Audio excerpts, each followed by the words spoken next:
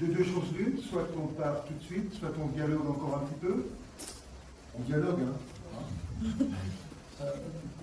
Alors peut-être, bon, la table ronde est informelle, là, bien sûr, mais parce que nous, c'est notre vie qui est comme ça. Hein.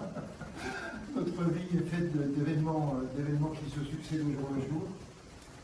Néanmoins, peut-être faire un tour de table avec le ressenti de cette journée, les impressions, des questions, des doutes. Allez, à vous.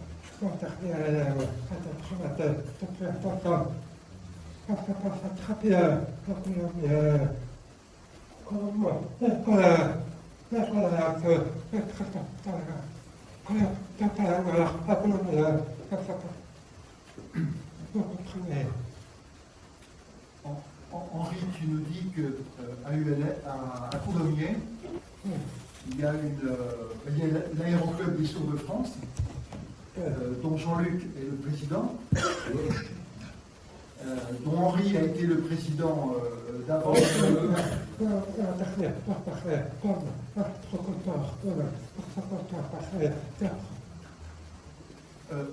Henri nous dit qu'il est instructeur de l'ULM et qu'il y a une trentaine. Et qu'il y a une trentaine de pilotes ULM à Coulommiers. Pardon ? Il avait formé 30 à 40. Henri a formé 30 à 40 pilotes ULM à Montpellier, à Coulommiers, et que la cohabitation avec les autres usagers de l'espace aérien à Coulommiers, parce qu'il y a évidemment des avions, il y a d'autres avions. Voilà. Il y a des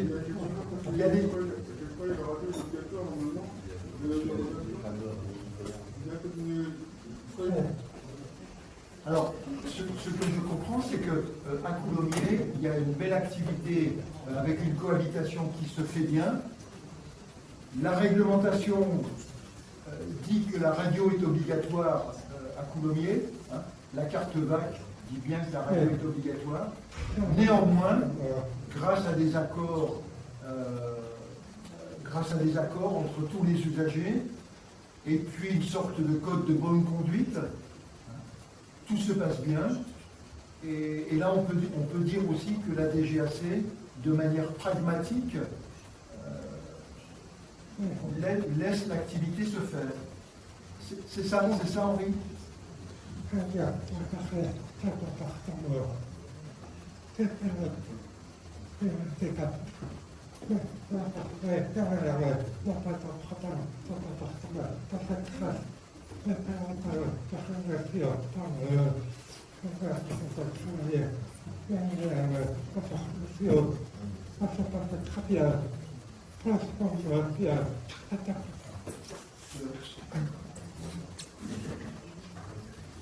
Ce que nous dit Henri, c'est que tout se passe bien à Coulommiers, la formation se passe bien, et les vols, ensuite, le pilote à bord de l'avion, même seul à bord de l'avion, il opère. Pardon. Seul à bord de l'ULM, il opère son vol et tout va bien.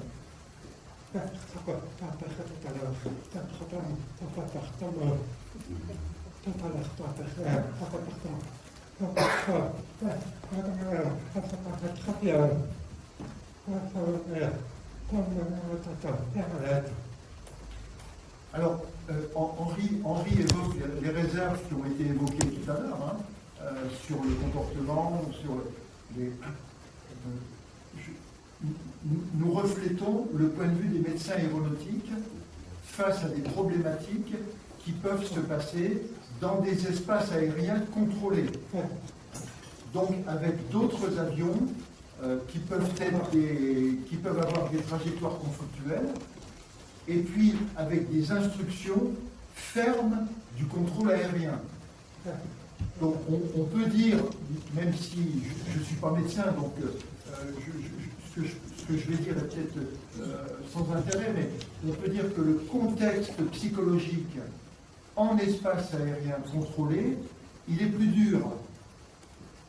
Alors, ce que je peux dire, moi, de par mon expérience personnelle, c'est que même quand on est entendant, quand on est dans un espace aérien contrôlé, on sent qu'il faut faire plus attention que quand on est dans un espace aérien un petit peu plus libre.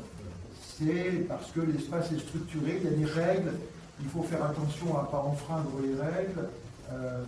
Et puis, c'est un espace, quand les espaces aériens sont contrôlés, il peut y avoir plus d'avions, il peut y avoir des avions IFR, par exemple, avec des contraintes un petit peu plus fortes, etc., etc., etc.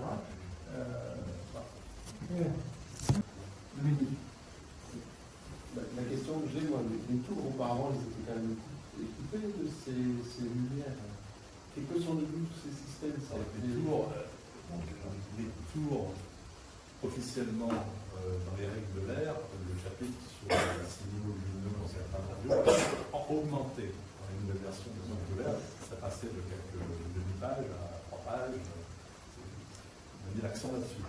Sauf qu'il y a peu de tours équipés. La dernière fois, c'était à Carcassonne. Le projecteur qui est en fonte, qui doit poser 150 kg, en bas de la tour, dans des cartons. De toute façon, il fallait un balcon autour de la tour pour pouvoir le mettre en œuvre. Après, le balcon autour des tours, c'est pas évident. Et je pense que les nouveaux matériels certifiés qu'on s'est procurés juste en Angleterre aux États-Unis sont chers. Est-ce que Roissy ou Orly sont équipés de ces lumières? Je peux parler fort, ça va peut-être marcher. Je ne suis pas sûr pour Orly et Roissy. Je sais qu'ils en ont en stock. Est-ce que c'est utilisé? Alors, je serais tenté de dire qu'en grande partie non. Mais on a eu dernièrement un écart EASA. Donc ça va revenir. C'est à la charge de l'exploitant de l'aérodrome. Et donc on va faire une phase de réinstallation sur les tours. Donc ça va redevenir obligatoire. Avec matériel moderne, enfin, certifié. Un truc qui ne se reflète pas dans la tour, et surtout dont les lumières vertes, rouges et blanches sont différenciables. Les anciens feux de gros trucs là, quand on est éclairé, c'est une sorte de célophane rouge qui passait d'un côté à l'intérieur de l'autre, et c'est des pilotes pour l'avoir testé une fois dans la vie. On voit que les lumières blanches.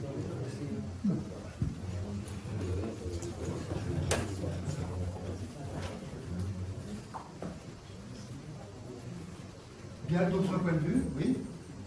Je voudrais aborder que, en général, il y a plusieurs justement, rien qui permet ou apprendre dans les centres de choses. Il y a plusieurs rapports et en fait, il y a 2-3 mois là, et quand la visite médicale va concerner tout le monde, le comportement des pilotes et des contrôles aériens. Et quand il y a plusieurs assez graves,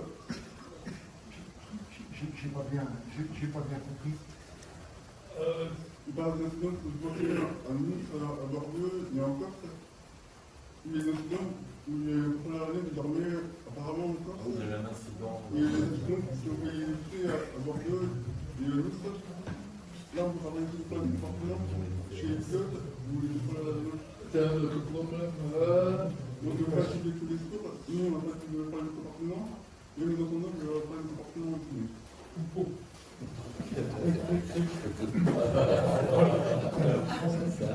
Je me réserverai toute réponse sur les 3 exemples parce qu'il y a des enquêtes en cours, donc on laissera les enquêtes. Voilà. Je pense que ça, il ne faut pas mélanger les comportements, c'est plus fort. Aujourd'hui, les problèmes de comportement, ils existent côté pilote, ils existent côté pilote militaire, ils existent côté contrôle. On fait la chasse à ça parce que le but c'est d'avoir le meilleur service et le plus de sécurité. Je pense que ce n'est pas un problème de comportement, c'est surtout pas un problème de licence, parce que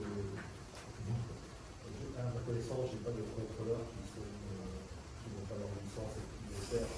Donc de toute façon, ils sont tous passivement dans l'examen médical, donc là-dessus, il n'y a pas de problème. Après, que ce soit en ligne, c'est un cas à part. Le cas de Nice, en revanche, c'est de mon point de vue, c'est pas une erreur de contrôle, mais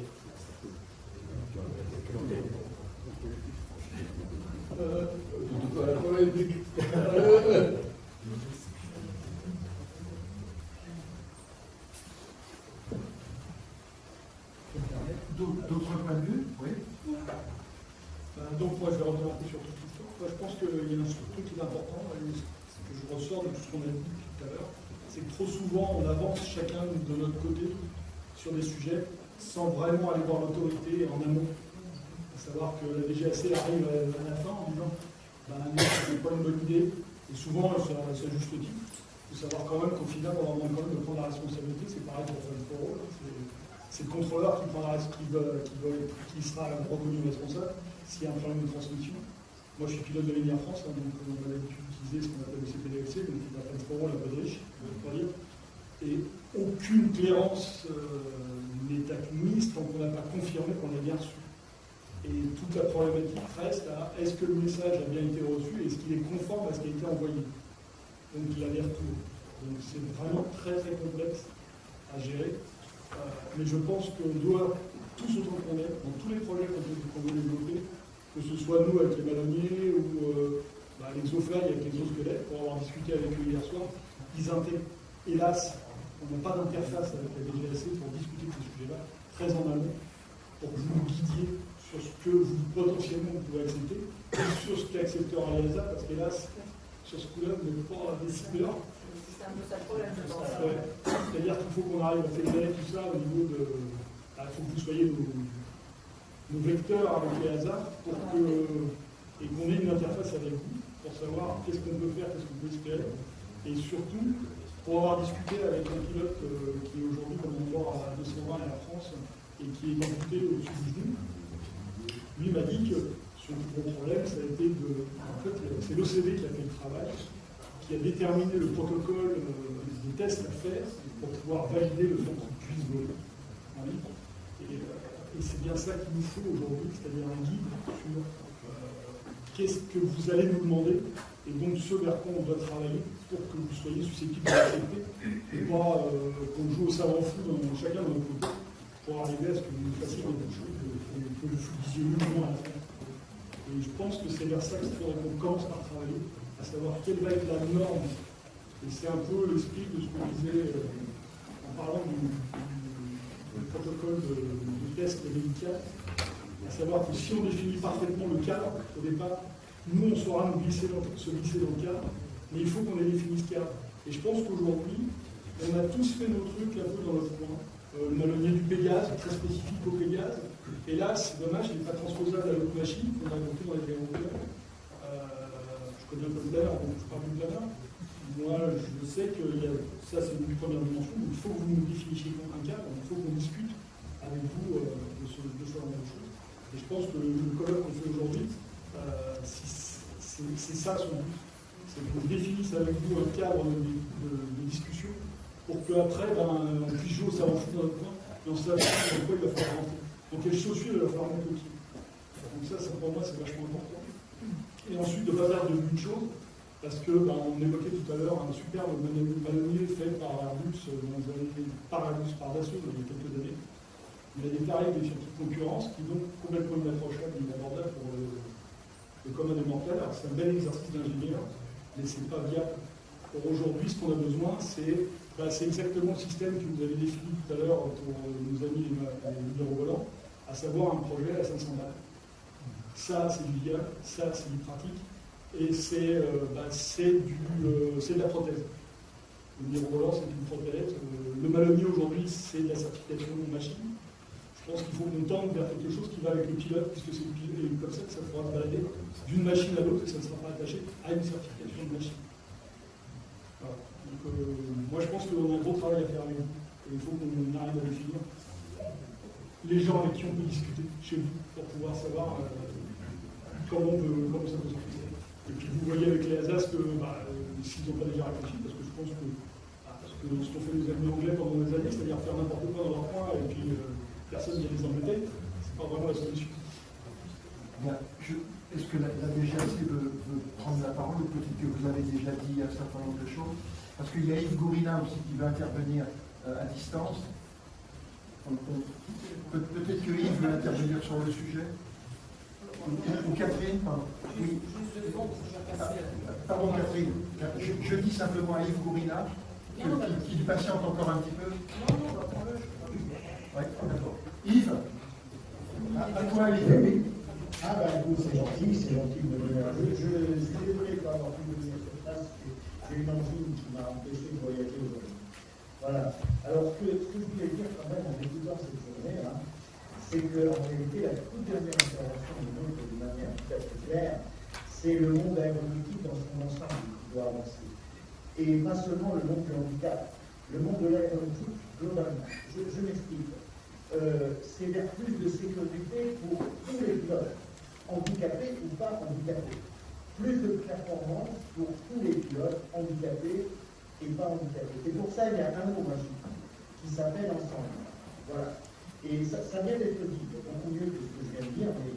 Alors pour ça, moi, je voudrais donner mon humble témoignage de scientifique. Nobody's perfect, je suis un physicien. Et en tant que physicien des structures, je ne fais pas des avions, bien que j'étais chez Airbus avant, j'y suis plus depuis longtemps. Moi, je m'occupe de comprendre comment la nature fonctionne, voilà, et en particulier comment l'information est représentée. Par exemple, voilà, une structure qui vibre, on la représente par ses modes propres. Là, avec les médecins, on travaille beaucoup sur la représentation d'informations. Alors en particulier, par exemple, la cognition de la posture, qui est quand même essentiel pour un pilote de rafale, par exemple, quand il perd la cognition de la posture, c'est très embêtant. On s'aperçoit de plus en plus que c'est mathématiquement une résonance holographique dans le cortex qui met ça en œuvre. Alors, tous ces travaux scientifiques fondamentaux que nous on mène depuis 20 ans, à mon avis, ils peuvent adresser l'aviation de tous les jours, ça c'est toutes les neurosciences, etc., que l'on connaît, mais ils peuvent aussi adresser, alors bien sûr, le handicap visuel, le handicap auditif, le handicap moteur et aussi le handicap mental. Et donc je pense que les travaux qu'on mène là, ils ont une résonance indirecte sur l'ensemble de la compréhension des phénomènes qui nous entourent. Je suis un petit peu ambitieux quand je dis ça, mais je pense qu'il faut avoir cette vision globale pour avancer ensemble. Parce que sinon, on risque en effet de faire du pointillisme. Au lieu de faire de la stratégie, de faire de la tactique locale. C'est très bien, effectivement, de faire un ballonnier, mais ce serait encore mieux de faire un système plus général et qui, effectivement, et je dirais pas seulement pour les personnes en situation de handicap, mais pour l'ensemble de l'aviation, face à c'est l'avion en général. Voilà ce que je voulais dire, et à mon avis, c'est le sens de cette journée. Merci. Merci. Donc Catherine, à vous. Je pense que nous disons tous un petit peu la même chose, mais Non, parce que ce micro, c'est uniquement pour la vidéo. Ah d'accord. Bon. Ce matin, quand je suis arrivée, j'ai dit que cette journée exceptionnelle, ça va être une journée de dialogue, et surtout une journée de prise de conscience. Et moi, pour moi, ça a été vraiment parce que je ne sais pas tout, et je me rends compte qu'il y a quelques mots qui en ressortent, et je vous ai parlé aussi de décloisonner. Et en fait, je me dis qu'il faut vraiment rassembler. J'ai découvert des tas de choses, aussi bien du côté des organisateurs que du côté des handicaps qui sont extrêmement divers, qui ont tous besoin de solutions adaptées pour chacun. Néanmoins, si on reste en parallèle et si on travaille chacun en parallèle, on n'aura pas les résultats escomptés. Donc, c'est l'occasion. Aujourd'hui, c'est un point de départ. C'est le point de départ dans lequel on va mettre en place. C'est certain, en augmentant le travail de la commission handicap, mais surtout faire partie d'un ensemble qui est la seule solution pour déboucher. Il ne faut pas cloisonner, il ne faut pas... Aujourd'hui, on est trois. La 3AF, l'aéroclub et Friends for All.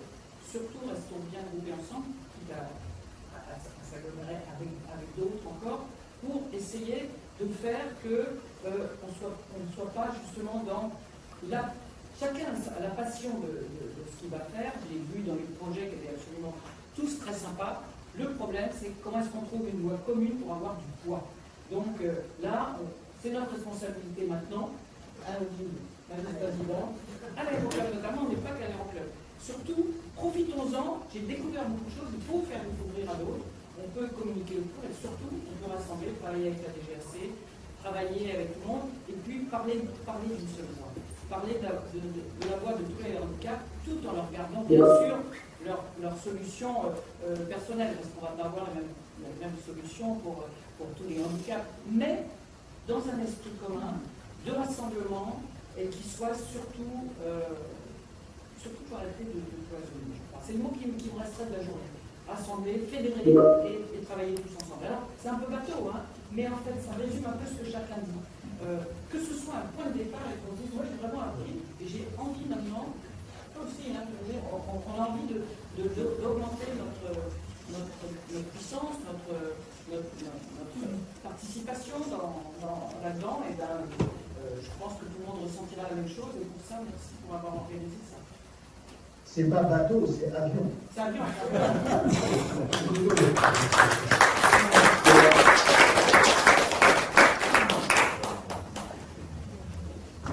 Dominique. Oui.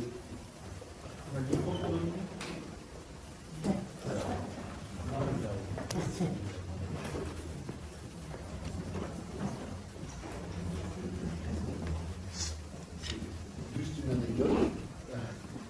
Et pour rebondir sur ce que Yves a dit aussi, j'ai un ami qui est paraplégique qui vole en planeur à Colmar. Et lui, il disait, dans l'aviation, on est très conservateur. On a développé des avions avec un palonnier au départ, ok, c'est très bien.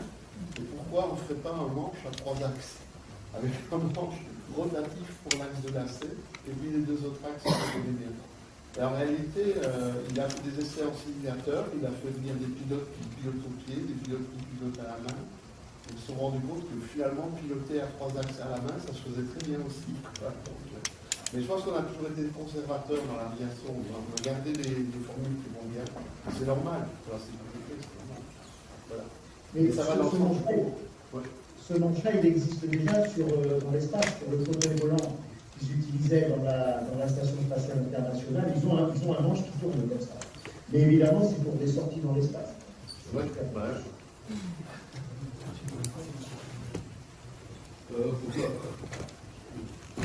Pourquoi pas?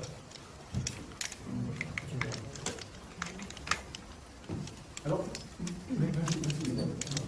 je voudrais rebondir et puis solliciter mes collègues. Je voudrais rebondir sur ce qu'a dit Catherine. Catherine a mis en avant les parcours un peu parallèles qui se justifient quelquefois si on regarde les choses sous l'angle de la technologie. En revanche, ce que nous avons tous en commun, c'est ce que mes collègues scientifiques, à qui je vais laisser la parole, c'est ce que mes collègues appellent le rapport entre l'objet et l'humain. Nous avons tous le malonnier, le pad pour les aveugles. Nous, avec nos tablettes, nous avons tous un rapport, certes singulier, objet humain, mais quelque part, ces singularités, elles ont un point commun, qui est qu'on vit avec un objet, et cet objet nous fait vivre aussi. Et il y a probablement, mais là il faut que j'arrête, parce que sinon je vais perdre l'autorisation d'entrer à l'université, il faut que je passe la parole aux spécialistes. Qu'est-ce que vous en pensez, Renata? Merci Étienne. Pour rebondir sur ce qui a été dit à plusieurs reprises déjà, sur cette notion aussi de fédérer finalement des collectifs, c'est effectivement des choses, c'est quelque chose qui nous a d'emblée, dès le début du projet Plateforme, porté. C'est-à-dire que ce que tu évoques là, Étienne, ce lien entre projet et technique, finalement, c'est aussi dire que ce n'est pas justement qu'un projet technique, et qu'il est beaucoup plus large que ça. Il y a tout un courant de recherche sur la sociologie de l'innovation qui montre finalement la nécessité de se construire des alliés, de travailler d'abord sur ces alliances-là avant d'envisager effectivement la technique pure, si je peux parler ainsi. Et c'est effectivement ce qui nous a animés dès le début du projet, qui nous a ouvert des portes et qui a créé les premières alliances, qui a fait dialoguer aussi des disciplines qui n'avaient jusqu'à présent pas forcément dialogué ensemble et qui ont ouvert des pistes tout à fait intéressantes. Et ce chemin, il est long, ça fait un moment qu'on l'a engagé, et aujourd'hui encore, je pense qu'effectivement, il faut poursuivre cette démarche-là pour ouvrir davantage encore les discussions, les échanges entre nous, mais les structurer également. C'est-à-dire que là, on est tous, je pense, d'accord pour dire qu'il faut qu'on dialogue tous ensemble. Il va falloir peut-être penser une structuration. Philippe, tu évoquais un comité de pilotage, en fait, avec des représentants, avec un collectif qui progressivement donne la parole à tous et puis permettent à chacun de faire le pas de côté nécessaire qui permette d'approcher l'élément différent, la discipline différente, la méthodologie différente, qui n'est pas forcément évidente. Et puis on a vu les écueils aussi que ça peut avoir, et puis la complexité qui vient à tisser des ponts en fait entre les différents mondes sociaux que nous habitons tous. Mais en tout cas, j'ai trouvé personnellement à la fin de cette journée que les échanges allaient dans ce sens-là, la volonté aussi. Maintenant, il faut donner peut-être les moyens de structurer davantage ces collectifs-là, et je pense que c'est plus prometteur pour la suite.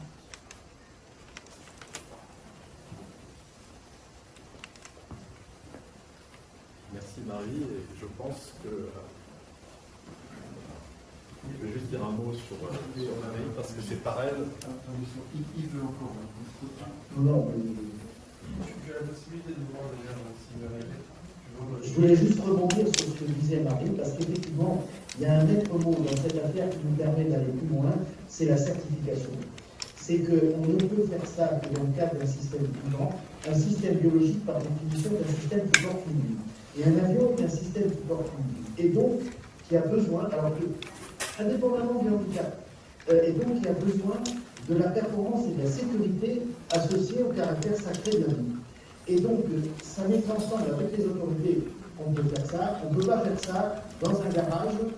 J'avais un copain, il avait voulu se construire une voiture dans un garage. Il n'a jamais pu la faire circuler sur la voie publique parce qu'il n'est pas passé au mini. Eh bien, il faut absolument. Mais oui, il pourrait l'utiliser dans son jardin. À moins d'avoir un très grand jardin, c'est très très limité. Et donc, mais c'est vrai, c'est vraiment. Et donc, je pense que dès le début, il faut associer les autorités et la réglementation à tout ça. Et du coup, ça nous fait une approche globale qui n'est pas seulement handicap, qui est une approche de l'aviation en général pour la certifier, pour la performance et la sécurité, complètement indissociable. Voilà, ça je voulais le dire en écho à ce que disait Marie. Excusez-moi. Merci. Sébastien. Pas de souci, merci beaucoup. Alors déjà, je voulais dire un grand merci pour cette journée très intéressante. J'ai appris énormément de choses. Alors ce qui est rigolo, c'est que finalement, l'aviation et le handicap, moi je l'avais connu à travers mon premier poste à la DGAC, à travers la certification du ballonnier. Et finalement, c'est avec le poste actuel de retour à ça que je vois à nouveau la question de l'aviation et du handicap dans le cadre du projet 23 rôles.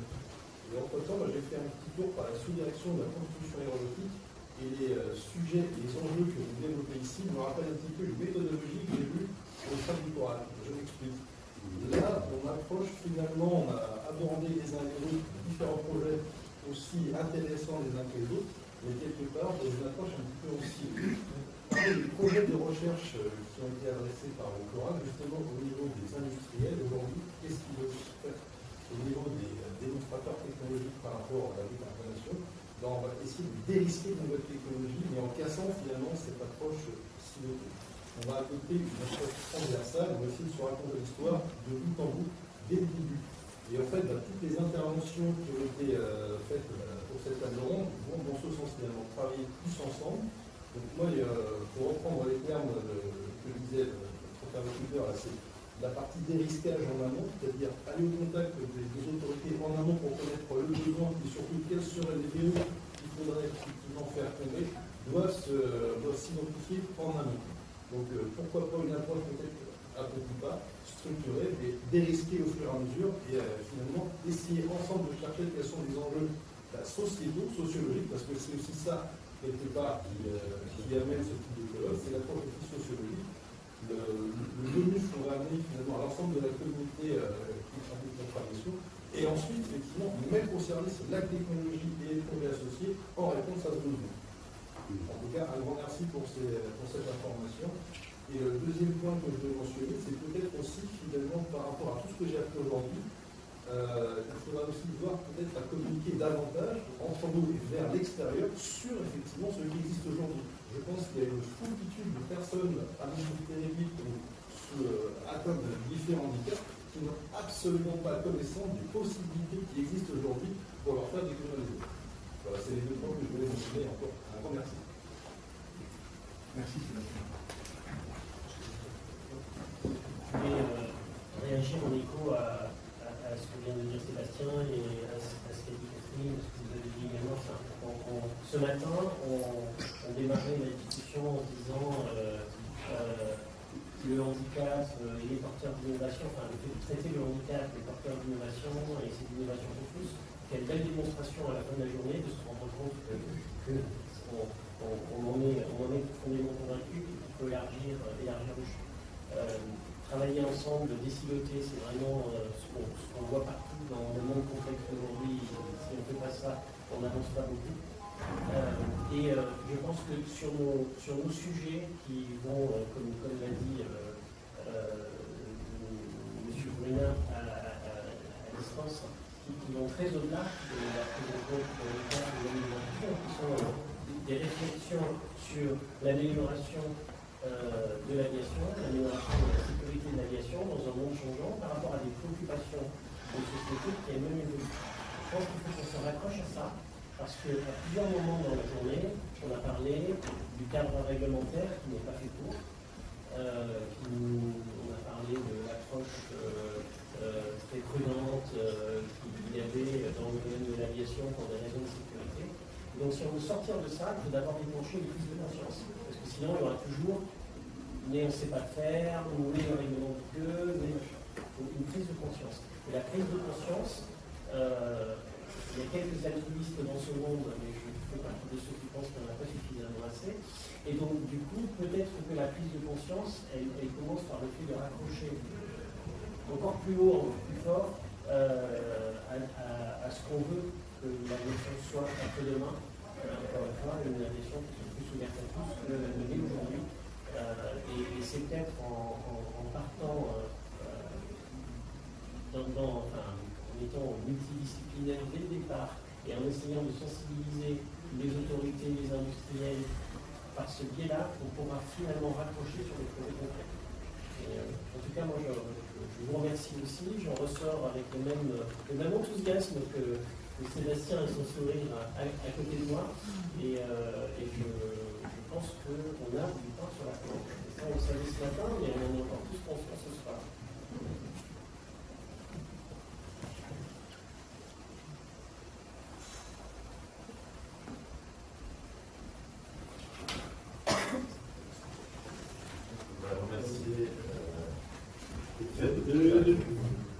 Étienne Serretto pour son organisation, son impulsion et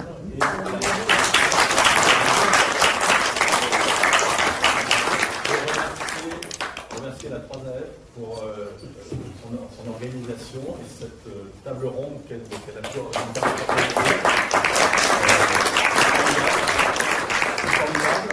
On a rêvé d'un colloque, une table ronde ouverte et sans a priori comme ça depuis des années, donc c'est 10 ans qu'on en parle, qu'on en rêve et tout, et vous nous avez permis de le faire. Et j'espère qu'il y aura des suites, qu'il y aura d'autres éditions, et vous offrez en plus une plateforme neutre pour discuter sans aucune arrière-pensée. Je vais simplement rajouter quelque chose, je vais rebondir sur ce qu'a dit Catherine Moury, à savoir qu'il faut communiquer. Et donc, ce que l'on vous propose, là j'en ai parlé déjà, ce qu'on vous propose en fait, c'est d'écrire un article que l'on publierait dans la lettre 3AF. Alors la lettre 3AF, pour information, si vous ne connaissez pas trop, ça s'adresse à peu près à 1000 personnes en France. Ce sont donc des techniciens, des ingénieurs, des chercheurs, donc des gens qui travaillent dans le domaine de l'aéronautique et du spatial. Et faire un article, c'est à peu près 2000 à 3000 mots, c'est 5, 6, 7 pages. Et ça a déjà un intérêt pour communiquer sur, ne serait-ce que cette journée, ce que vous avez fait. Donc ça, vous pouvez le faire. Ça peut être un abstract de tout ce qui a été dit aujourd'hui. Maintenant, il faut que quelqu'un s'y colle. Donc, c'est toujours pareil. Il faut trouver les volontaires, donc ça peut être quelque chose, ça peut être un travail en commun. Catherine parlait de travail ensemble, ça peut être effectivement 2 ou 3 personnes qui travaillent ensemble pour faire cet article. Alors cet article, il ne faut pas trop tarder à le faire. La lettre 3F paraît à peu près tous les trimestres. Donc celui de décembre, fin décembre, là, il est déjà quasiment complet. Donc éventuellement, vous pourriez en faire un en avril ou en juin 2026. Voilà. Donc ça vous donne à peu près les 5 mois pour le rédiger, c'est déjà pas mal. Et puis quant au futur, alors après c'est à vous de voir, soit vous organisez des journées comme celle-ci tous les ans, soit c'est tous les 2 ans, c'est possible. C'est à vous de voir, mais la 3F sera à votre disposition pour vous aider à mettre ça en place.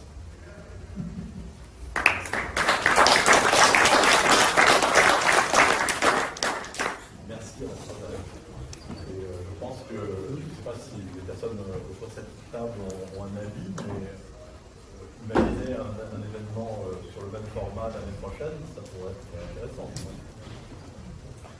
J'ai une dernière chose que j'ai oublié de vous dire. Tout à l'heure, je vous ai indiqué que les PDF seraient à disposition, mais il faudrait que tous vous soyez inscrits sur la liste des inscrits aujourd'hui. Si nous, on n'a pas vos noms, automatiquement, on ne pourra pas vous transmettre les informations. Voilà. Et puis un dernier point aussi que j'ai oublié, c'est que les enregistrements, c'est fait par Yves Mousberger, qui est là, qui fait partie du bureau du groupe Île-de-France, qui est un ancien de la DGAC, que beaucoup d'entre vous connaissent. Et c'est grâce à lui que les informations et la communication peuvent également se faire. Voilà, merci à Yves.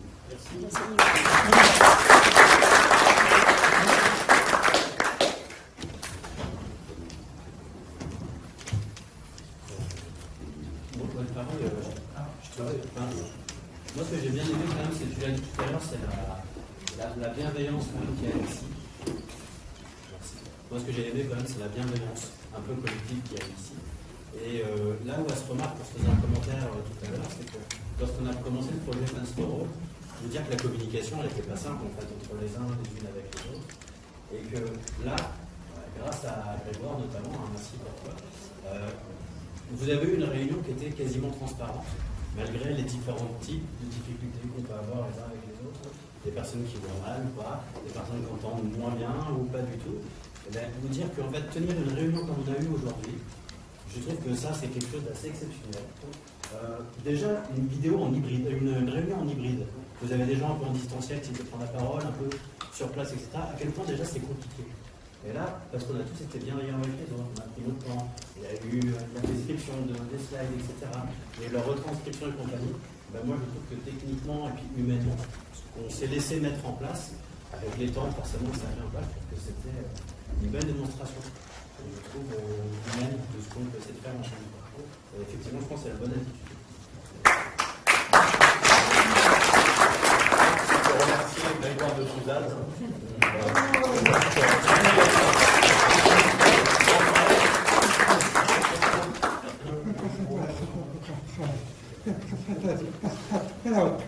Ouais. Et l'Aéroclub de France qui est représenté par au moins 7 pilotes et 7 membres. Il y en a peut-être d'autres dans la salle qui sont membres de l'Aéroclub de France. Et merci à notre présidente et à son staff d'être venu. Odile.